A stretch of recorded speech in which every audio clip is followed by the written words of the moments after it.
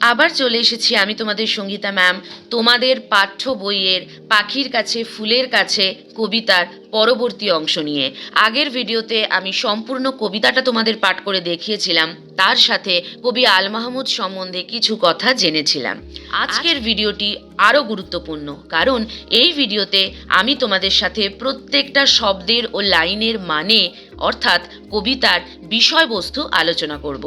কোথাও স্কিপ না করে পুরো ভিডিওটা মন দিয়ে দেখলে তোমাদের আর কোনো সমস্যা থাকবে না। যদি ভালো লাগে অবশ্যই একটা লাইক করে দিও আর শেয়ার করে অন্য বন্ধুদের দেখার সুযোগ করে দিও। পাখির কাছে ফুলের কাছে একটি অপূর্ব সুন্দর কবিতা, একটি অত্যন্ত সুন্দর ছন্দবদ্ধ কবিতা। কবিতাটিতে আমরা দেখতে পাই একটি চাঁদনি রাতের সৌন্দর্যের বর্ণনা। কবিতাটির প্রতিটি লাইনে আমরা দেখতে পাবো কবি কি সুন্দরভাবে ছন্দের মাধ্যমে প্রাকৃতিক সৌন্দর্য ফুটিয়ে তুলেছেন। নারকোলের ওই লম্বা মাথায় হঠাৎ দেখি কাল, ডাবের মতো চাঁদ উঠেছে ঠান্ডা ও গোলগাল। প্রথমে আমরা এই দুটো লাইনের মানে জেনে নেব। নারকোল গাছের মাথার উপর থেকে কবি চাঁদ দেখতে পাচ্ছেন। চাঁদ এমন একটা জায়গায় অবস্থান করছে যেন মনে হচ্ছে নারকোল গাছের মাথার ওপরেই বোধহয় চাঁদটি রয়েছে। আর সেই চাঁদের আকারটি কেমন? না, ডাবের মতো ঠান্ডা ও গোলগাল। এবার দেখো ডাব কি। আমরা সকলেই জানি ডাব হলো নারকোলের কচি অবস্থা। ডাব যেমন গোল হয় আর গরমকালে ডাব আমরা খাই ঠান্ডা পানীয় হিসাবে, ঠিক তেমনই মনে হচ্ছে চাঁদটাকে দেখে। অর্থাৎ কবি এখানে ডাবের উপমা ব্যবহার করেছেন চাঁদের স্বভাব প্রকৃতি ও আকার বোঝাতে। কারণ সূর্য আমাদের আলো ও তাপ দেয় দিনের বেলা, আবার সূর্যের থেকেই আলো পেয়ে চাঁদ আলোকিত হয়। কিন্তু চাঁদের আলোতে সূর্যের মতো তেজ প্রখরতা নেই, রয়েছে স্নিগ্ধতা, একটা ঠান্ডা শীতল আবেশ রয়েছে। সেটাই এখানে কবি বোঝাতে চেয়েছেন। দেখে নেব পরের দুটি লাইন। ছিটকিনিটা আস্তে খুলে পেরিয়ে গেলাম ঘর, ঝিম ধরা এই মস্ত শহর কাঁপছিল থরথর। আসলে সেদিন রাতে কবি যখন নারকোল গাছের মাথার উপর চাঁদ দেখলেন, তখন তিনি আস্তে করে ছিটকিনিটা খুলে ঘর থেকে বেরিয়ে গেলেন। কবি বাইরে বেরিয়ে দেখলেন ঝিম ধরা মস্ত শহর থরথর করে কাঁপছিল। অর্থাৎ শীতের রাতে সকলেই ঘুমিয়ে রয়েছে, খুবই নিঝুম নিস্তব্ধ একটা পরিবেশ। তাই কবির মনে হয়েছিল ঝিম ধরা, অর্থাৎ এই অবসন্ন শহরটা যেন থরথর করে কাঁপছে। ছিটকিনি বলতে কি বোঝায়? ছিটকিনি হলো দরজা বন্ধ করে রাখার হুঁক বা আংটা। দরজা বন্ধ করে রাখতে গেলে আমরা ছিটকিনি দিয়ে রাখি। রাতে যেহেতু সবটা নিস্তব্ধ, সবাই ঘুমাচ্ছে, তাই কবি আস্তে করে ছিটকিনিটা খুলে বাইরে গেলেন যাতে দরজা খোলার শব্দে কারোর ঘুম না ভেঙে যায়। চলো দেখে নি পরের দুটো লাইন। মিনারটাকে দেখছি যেন দাঁড়িয়ে আছেন কেউ, পাথর ঘাটার গির্জেটা কি লাল পাথরের ঢেউ। সেদিন ঘর থেকে বেরিয়ে কবি আর কি দেখলেন এবং দেখে তার কি কি মনে হলো এবার আমরা জানব। মিনারটাকে দেখে কবির মনে হচ্ছিল কেউ একটা যেন দাঁড়িয়ে আছে। মিনার বলতে কি বোঝায়? মিনারের অর্থ হলো সৌধ। এটা তোমাদের পাঠ্য বইতে দেওয়া রয়েছে, কিন্তু আসলে মিনার বলতে মসজিদের সাথে যুক্ত স্থাপত্যকে বোঝায়, যার শীর্ষভাগটা মসজিদের থেকে উঁচু এবং সুচালো হয়। মূলত মুসলিম সম্প্রদায়ের আজানের শব্দ যাতে বহু দূর পর্যন্ত পৌঁছাতে পারে, তার জন্য এই মিনারের নির্মাণ করা হতো। তবে বর্তমান আধুনিক যুগে যদিও মাইক ব্যবহার করা হয় এই আজানের জন্য, তবুও মসজিদের স্থাপত্যে মিনারের ব্যবহার কিন্তু এখনও প্রচলিত রয়েছে। কোনো এক এমন মিনার দেখেই কবির মনে হয়েছিল যেন কেউ একজন দাঁড়িয়ে আছে। আর পাথরঘাটার গির্জা দেখে কবির মনে হয়েছিল সেটি যেন লাল পাথরের ঢেউ। বাংলাদেশের চট্টগ্রামের অন্তর্গত পাথরঘাটার গির্জা পর্তুগিজ ব্যবসায়ীরা 1600 সালে তৈরি করেছিলেন। গির্জা হল খ্রিস্টান ধর্মের মানুষদের উপাসনা করার স্থান।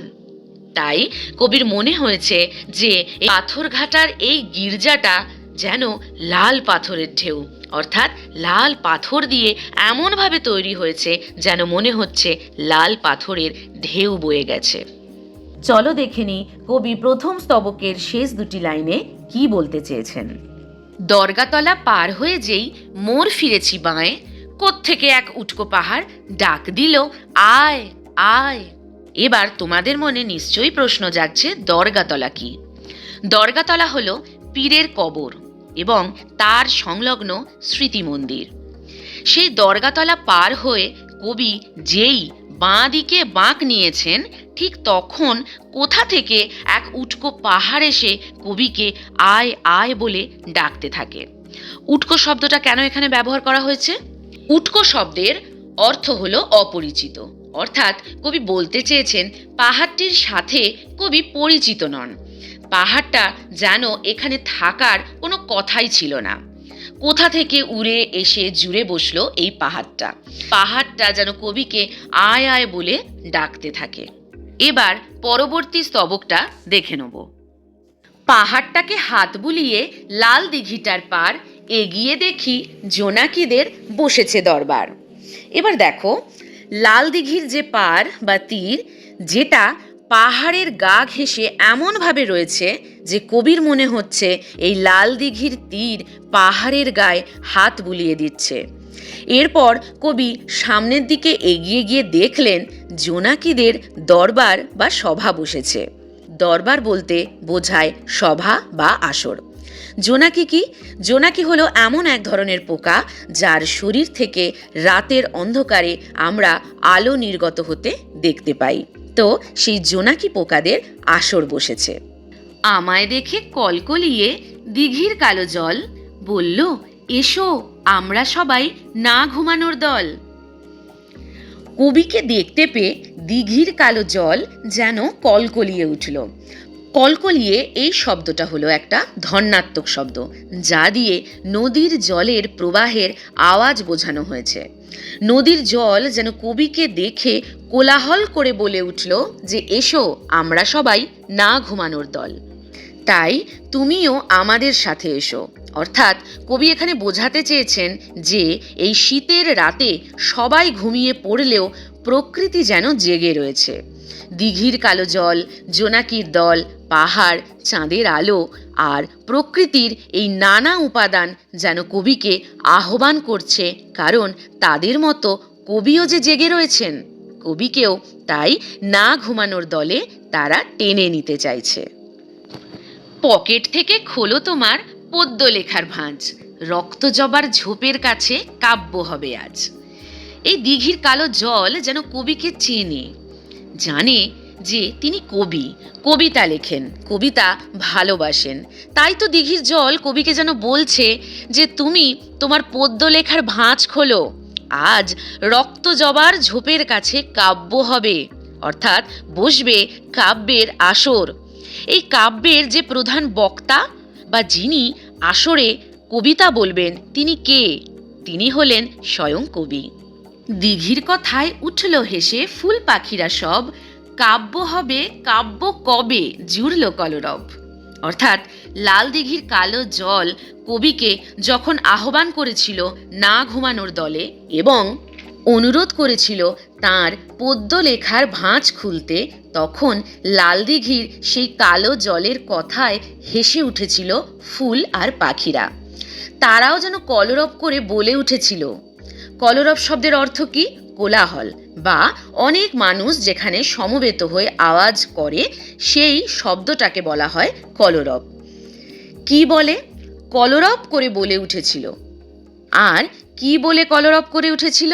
তারা বলেছিল কাব্য হবে কাব্য কবে, অর্থাৎ আজ কাব্য হবে। আর কবে বলতে এখানে বোঝানো হয়েছে বলা, মানে কথা বলা। অর্থাৎ কে বলবে? কবিতা বলবেন কবি আল মাহমুদ। তিনি তাদের কবিতা শোনাবেন। ফুল, পাখি, দিঘির কালো জল, জোনাকি, অর্থাৎ এই অপরূপ সুন্দর প্রকৃতিকে কবি কবিতা শোনাবেন। এবার চলো শেষ দুটো লাইন দেখে নিই। কি আর করি পকেট থেকে খুলে ছড়ার বই, পাখির কাছে ফুলের কাছে মনের কথা কই। কবি যেন প্রকৃতির ডাকে সাড়া না দিয়ে পারলেন না, তাই তো তিনি পকেট থেকে ছড়ার বই বার করলেন। এবার ছড়া কি? ছড়া হলো শিশুদের জন্য লেখা কবিতা। কবি সেই ছড়ার বই বের করে পাখির কাছে আর ফুলের কাছে, অর্থাৎ সমস্ত প্রকৃতির কাছে মনের কথা বলতে শুরু করলেন। কই শব্দের অর্থ হলো বলা। সুতরাং দেখো, তোমরা বুঝতেই পারলে কত সুন্দরভাবে পুরো কবিতাটায় কবি এক অসামান্য সুন্দর প্রাকৃতিক সৌন্দর্যের বর্ণনা দিয়েছেন। আশা করি কোনো শব্দ, কোনো লাইন তোমাদের বোঝায় কোনো অসুবিধা হলো না। যদিও বা হয়, অবশ্যই আমাকে কমেন্ট করে জানিও, আমি কিন্তু প্রত্যেকের কমেন্টের রিপ্লাই দিই। এছাড়াও কোনো বিশেষ কবিতা, বিশেষ গল্প বা বিশেষ কোনো শব্দের অর্থ বুঝতে যদি অসুবিধা হয়, অবশ্যই সেটাও কিন্তু কমেন্টে জানিও, আমি তোমাদের প্রত্যেকের সমস্যার সমাধান করার চেষ্টা করব। তাহলে আজকে এই পর্যন্তই থাক, খুব তাড়াতাড়ি দেখা হচ্ছে অনুশীলনী নিয়ে পরের ভিডিওতে।